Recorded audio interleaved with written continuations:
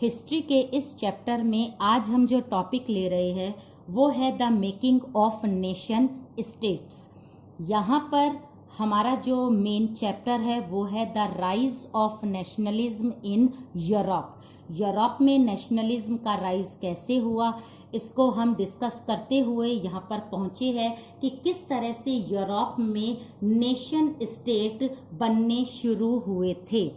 हमने last video में देखा कि किस तरह से यूरोप में रिवॉल्यूशन होने स्टार्ट हो गए थे, लेकिन फाइनली जब जर्मनी की नेशनल असेंबली डिसमिस हो गई तो सारी पावर वापस से किसके पास आ गई, वो आ गई मोनार्क के पास।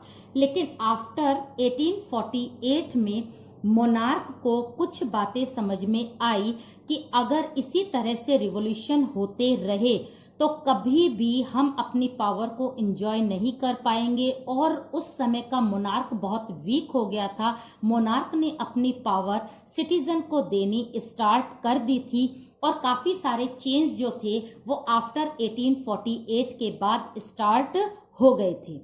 हमारा यहाँ पर इस टॉपिक में मेन जो पर्पस है वो है 3 नेशन स्टेट की प्रोसेस को जानना। आप इसको बिल्कुल कंपैरेटिवली हम इसको देखेंगे। सबसे पहला जो स्टेट हम यहाँ पर करेंगे वो है जर्मनी। ओके, जर्मनी जो था वो कब बना था इसमें हमें ध्यान रखना है। ये है 1871। 1871 में ये बनकर तैयार हुआ था। मीन्स ये नेशन स्टेट में कन्वर्ट हुआ था। अब हम इसकी प्रोसेस देखते हैं कि किस तरह से ये बना था। तो इसमें हम सबसे पहले बात करते हैं नेशनल असेंबली की, जिसकी बात हमने लास्ट वीडियो में करी थी। ये नेशनल असेंबली जो थी ये मिडिल क्लास के थ्रू बनाई गई थी, जो लास्ट में डिसमिस हो गई थी। अगर ये नेशनल असेंबली काम कर जाती तो जर्मनी में कॉन्स्टिट्यूशनल मोनार्की सिस्टम बन जाता और सारी मिडिल क्लास मिलकर जर्मनी को यूनाइट कर देती और जर्मनी में डेमोक्रेसी जो थी वो सेटअप हो जाती। लेकिन ऐसा नहीं हुआ। नेशनल असेंबली फेल हो गई, इसका काम फेल हो गया, सारी पावर वापस से मोनार्क के पास में आ गई। तो हम इसको सेकंड में बात करेंगे कि जब नेशनल असेंबली फेल्ड हो गई तो यहां पर पॉलिटिकल जो डोमिनेशन था, पॉलिटिकल जो डोमिनेशन था वो किसके पास में आ गया, वो आ गया मोनार्क के। मोनार्क के पास में वापस आ गया। अब मोनार्क को लगने लगा कि अगर जर्मनी में किसी तरह का रिवोल्ट हुआ तो हम सेफ नहीं रहेंगे। इसीलिए मोनार्क ने ये सोचा क्यों ना जर्मनी को हम खुद यूनाइट करें। जो काम मिडिल क्लास करना चाहती थी वही काम हम करें। तो यहाँ पर जर्मनी का एक किंगडम था जिसका नाम था प्रूशिया। प्रूशिया ने सारी रिस्पॉन्सिबिलिटी लेते हुए सारा एडमिनिस्ट्रेशन करना शुरू किया। इट मीन्स उसने जर्मनी को बनाने की जिम्मेदारी ली। यहाँ पर प्रूशिया का एक मिनिस्टर था, इस मिनिस्टर का नाम था बिस्मार्क।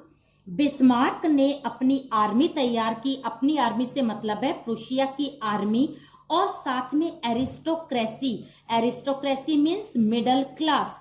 तो यहाँ पर बिस्मार्क जो है वो आर्मी का पूरी हेल्प ले रहे हैं, दूसरी वो मिडिल क्लास की हेल्प ले रहे हैं। मिडिल क्लास कुछ वॉलेंट्री उसके साथ में थी, कुछ फोर्सली उसके साथ में थी। कुल मिलाकर बिस्मार्क के पास में बहुत ज्यादा पावर हो गई थी और बिस्मार्क ने ये लड़ाई शुरू करी, एक वॉर करना शुरू करा। बिस्मार्क जो थे उन्होंने 7 इयर्स तक वॉर किया, जिसने कि जर्मनी के एरिया को कंट्रोल किया हुआ था। वो एरिया जो किसके अंडर में था, वो एरिया था ऑस्ट्रिया के, डेनमार्क के और रशिया के। तो यहां पर आपको ध्यान देना है कि इन तीनों से ऑस्ट्रिया, डेनमार्क और यहां पर है बेल्जियम, इन तीनों से उसने 7 इयर्स तक वॉर किया और वॉर करने के बाद जर्मनी के एरिया को फ्री किया गया इन तीनों से।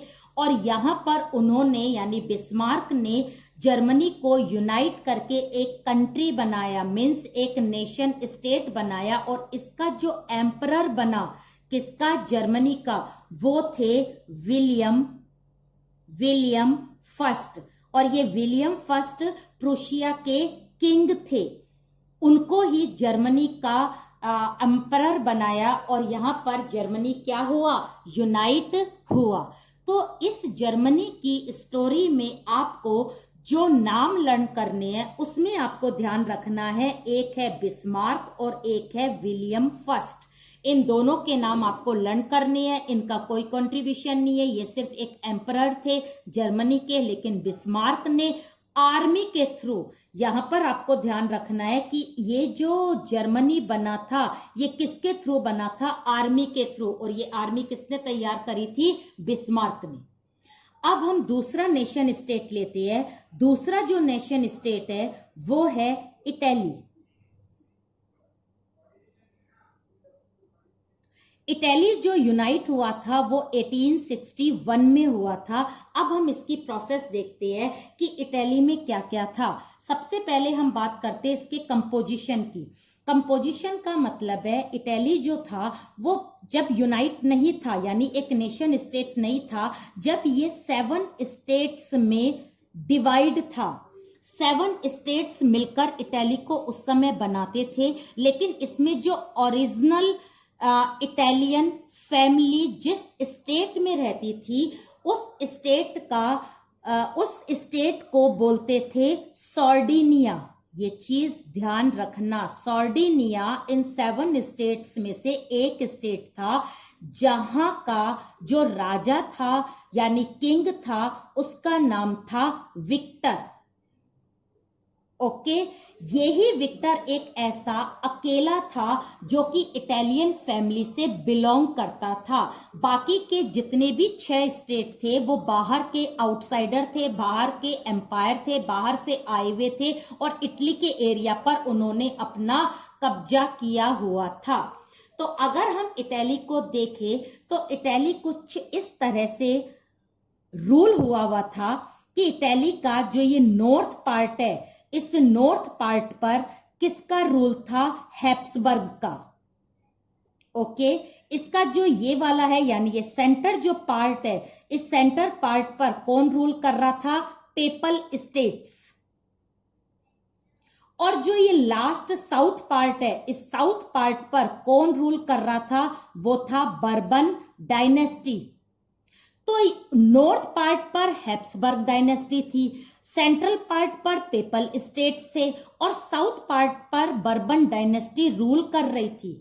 सबसे पहले इटली को यूनाइट करने का काम किसने किया था, मैज़िनी ने। ये बात आपको पता है, ये बात हमने पहले वाले वीडियो में पूरी डिस्कस की है कि मैज़िनी किस तरह से इटली को यूनाइट करना चाहता था। उसने यंग इटली, यंग यूरोप जैसी सीक्रेट सोसाइटीज भी बनाई थी, काम भी किए थे, लेकिन उसके बाद उसके सारे एफर्ट्स फेल हो गए और वो इसको यूनाइट नहीं कर सका। अब इसको यूनाइट करने की पूरी रिस्पॉन्सिबिलिटी किसके ऊपर आ गई, विक्टर के ऊपर। अब विक्टर को ये इटली यूनाइट करनी थी क्योंकि वो इटालियन फैमिली से था, ओरिजिनल उसका स्टेट था, इसलिए उसने कुछ पर्सन को अप्रोच करना स्टार्ट किया। तो विक्टर ने सबसे पहले जिसको अप्रोच किया वो थे कवोर।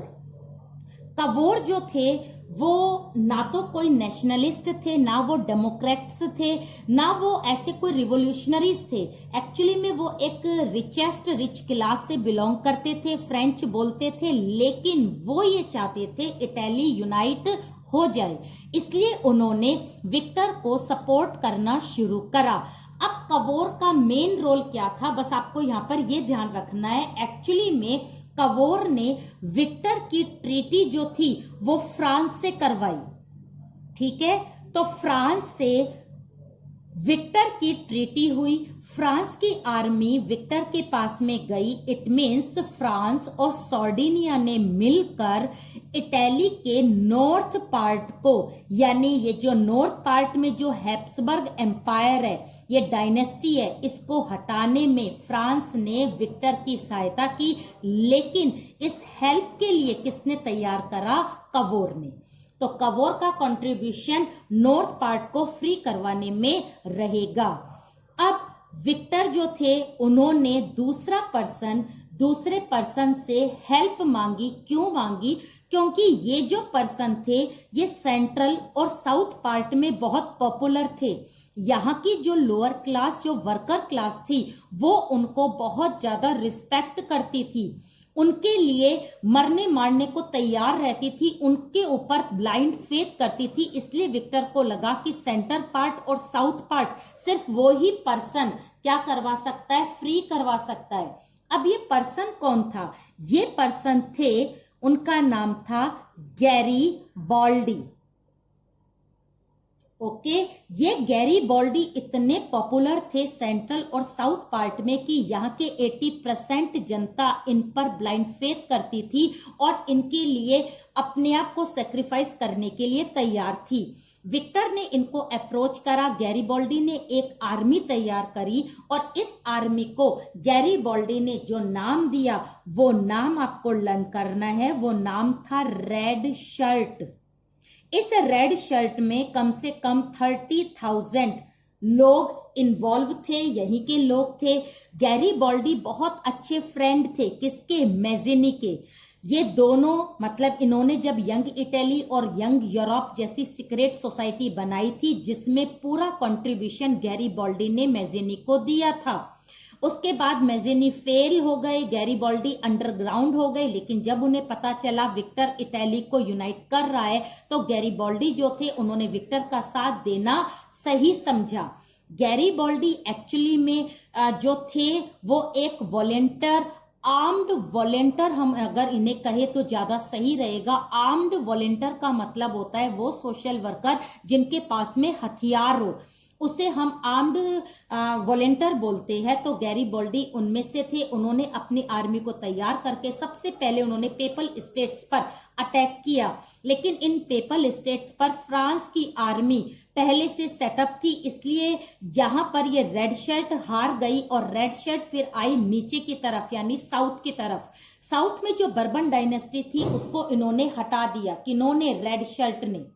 अब वो वापस पेपल स्टेट्स गई क्योंकि उन्हें इंफॉर्मेशन मिली कि पेपल स्टेट्स का एरिया फ्रांस ने खाली कर दिया है। जैसी इंफॉर्मेशन रेड शर्ट को मिली तो रेड शर्ट आर्मी ने पेपल स्टेट्स पर अटैक किया। यहाँ पर रोम हुआ करता था और रोम को इन्होंने फ्री करवाया।